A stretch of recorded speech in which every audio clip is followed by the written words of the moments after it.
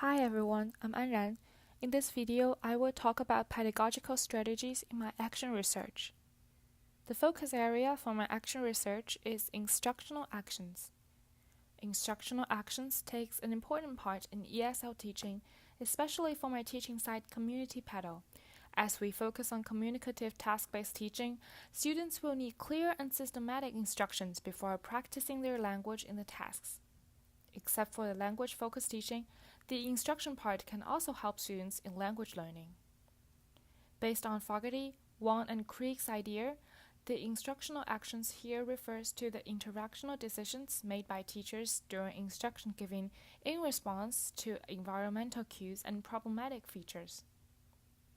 These actions include A. Providing an explanation for a procedure, and I will mention it as giving instructions later, and B.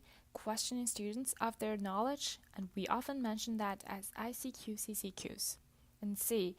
Encouraging students' initiations and responses.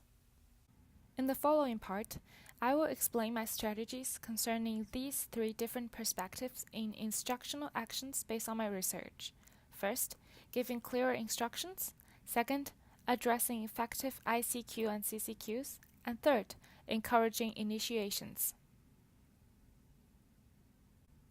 In giving instructions or explaining procedures before the task, it seems to be a consensus that, according to Petty 2009 and Shadron 1983, teachers must address clear, brief, and coherent ideas, instructing on what learners should know, the sequence, and most efficient way to do the task.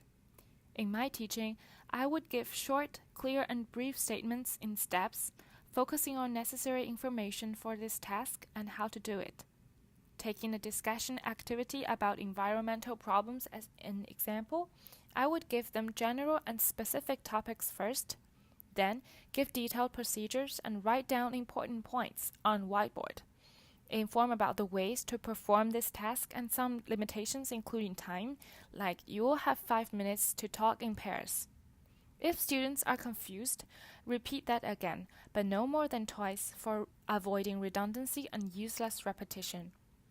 I hope that would help students understand the instructions better, waste less time on redundant and repetitious instructions.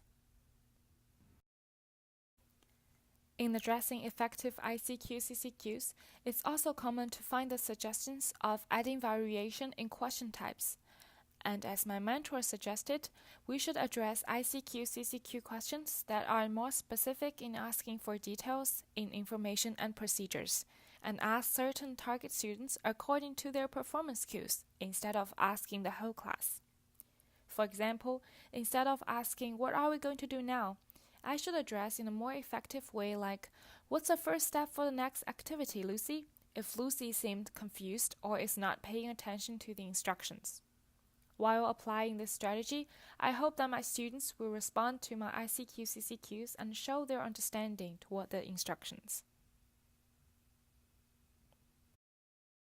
The third perspective is encouraging students' initiation and responses. As stated in the research paper by Johnson 1992, it's common for novice teachers to have this overwhelming concern about students' understanding and involvement.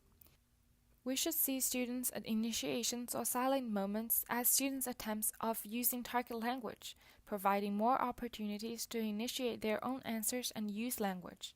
In my practices, after asking display questions, I wait for 5 seconds before jumping in and giving answers. In an open-ended question, leaving enough time for discussion, allowing students to think, practice, and communicate. If the discussion is heated, add 5 more minutes before a rush for the conclusion. I hope students will have enough time to practice their language in a communicative setting, but I also hope that they won't be overwhelmed by longer reaction time. That's all for my pedagogical strategies. Thank you for watching.